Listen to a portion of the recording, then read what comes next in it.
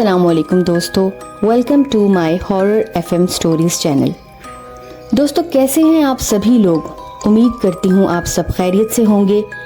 अल्लाह पाक आप सबको सेहत तंदुरुस्ती वाली लंबी उम्र अता फरमाए और जो बीमार हैं उन्हें सेहत कामला अता फरमाए। दोस्तों आप सबसे गुजारिश है कि प्लीज़ मेरे चैनल को आपकी सपोर्ट की ज़रूरत है। प्लीज़ मेरी वीडियोस को लाइक करके मेरे चैनल को सब्सक्राइब करें। दोस्तों अगर आप अपना कोई वाक़या मुझसे शेयर करना चाहते हैं तो इस व्हाट्सएप नंबर पर वॉइस नोट के ज़रिए शेयर कर सकते हैं। मैं उसे अपने चैनल पर ज़रूर अपलोड करूँगी। तो दोस्तों बढ़ते हैं आज की स्टोरी की तरफ। दोस्तों ये एक सच्चा वाक़या है जो मेरे नाना अब्बू और उनके घर वालों के साथ पेश आया। बकौल नाना अब्बू आज से तकरीबन 30 साल पहले खन्ना पुल कब्रिस्तान, जो कि फैसलाबाद का बहुत बड़ा और मशहूर कब्रिस्तान है, उससे थोड़ी दूर ही अपना घर बनाया था। तब वो घर बिल्कुल ठीक था, यानी कोई आसेबी मामलात वगैरह नहीं थे उस घर में। वो घर काफ़ी बड़ा था, 5 कमरे, 2 स्टोर, 1 किचन, 3 वॉशरूम और एक पक्का सहन बनाया था और एक बड़ा हिस्सा कच्चे सहन के तौर पर छोड़ दिया था, जबकि छत पे 2 कमरे और एक वॉशरूम बना हुआ था।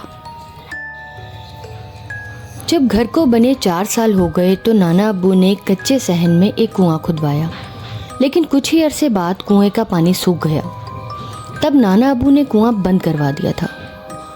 जब तक नाना अब्बू ने कुआं बंद नहीं करवाया था तब तक सब ठीक चल रहा था, लेकिन कुआं बंद करवाने के बाद ही से घर में अजीबो गरीब चीज़ें होना शुरू हो गईं। मेरे मामू, खाला और नाना नानी ने भी घर में बहुत दफ़ा पुरस्रार चीज़ों की मौजूदगी को महसूस किया, लेकिन तब तक किसी को भी उन चीज़ों ने डराया या नुकसान नहीं पहुंचाया था। जब मेरे बड़े मामू की शादी हुई तो मुमानी ने भी कुछ गैर मामूली चीज़ें महसूस की। एक दिन नानी अम्मा कमरे में आटे की बोरी रखने गईं। जैसे ही वो कमरे से बाहर निकलीं तो आटे की बोरी खुद ब खुद कमरे के दरवाजे के पास आ गिरी। दोस्तों वो बोरी अपनी जगह से तकरीबन 10 फुट दूर जाकर गिरी, पर मेरी नानू नहीं डरी, बल्कि वापस उसी जगह बोरी दोबारा रखाई। चूँकि मेरे नाना नानी दोनों गांव के रहने वाले थे और उन्होंने गांव में कई बार ऐसी चीज़ें होती देखी थीं, इसीलिए वो डरते नहीं थे।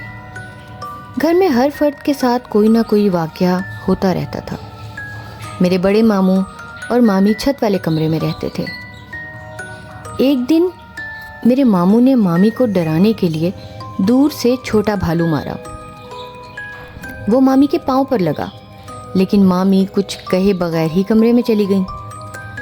मामू सीढ़ी से उतरने लगे तो देखा कि मामी तो नीचे से ऊपर आ रही थीं। मामू डर गए और मामी को कहने लगे कि तुम यहाँ हो तो वो कौन थी जिसे मैंने अभी भालू मारा था?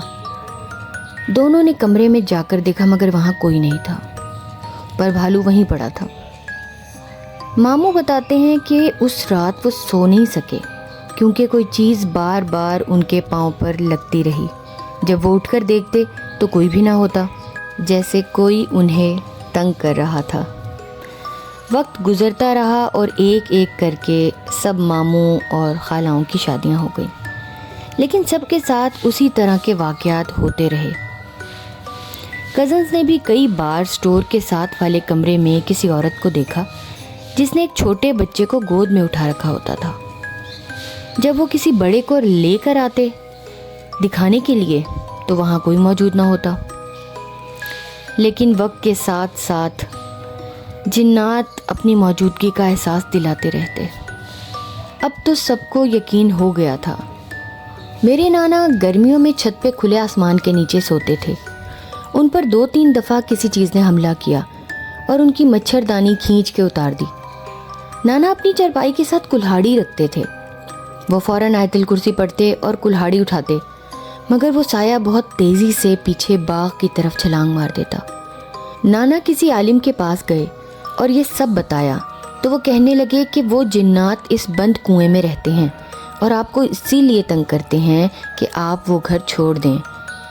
नाना और नानी ने फैसला किया कि वो ये घर बेच देंगे। जब घर बेचने की बात आई तो सबको बता दिया गया।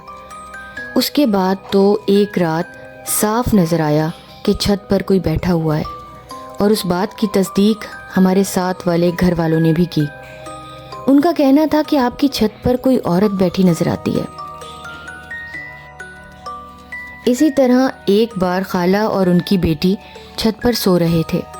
خالہ واش روم جانے کے لیے اٹھیں تو جیسے ہی وہ کمرے سے باہر نکلیں تو انہیں کمرے کی چھت پر سے کسی کے پاؤں لٹکتے ہوئے نظر آئے۔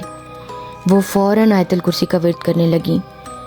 خیر کچھ عرصے بعد وہ گھر بھی بک گیا، اور اسی طرح ہماری اس گھر اور جنات سے جان چھٹی، اور پھر ایسا کوئی واقعہ نہیں ہوا، اور نہ ہی کبھی کچھ ایسا محسوس ہوا۔ شکر الحمدللہ۔ اس طرح ان کی زندگی پہلے جیسی خوشگوار ہو گئی، مگر آج بھی ان کے دل و دماغ پر وہ سب بری یادیں نقش ہیں جن کو وہ چاہ کر بھی بھلا نہیں سکتے۔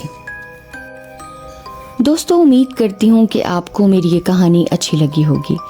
پلیز میری ویڈیوز کو لائک کریں، میرے چینل کو سبسکرائب کریں، اپنا بہت سا خیال رکھیں اور دعاؤں میں یاد رکھیں۔ اللہ تعالیٰ ہم سب کو اپنی حفاظت پناہ امان میں رکھے، آمین۔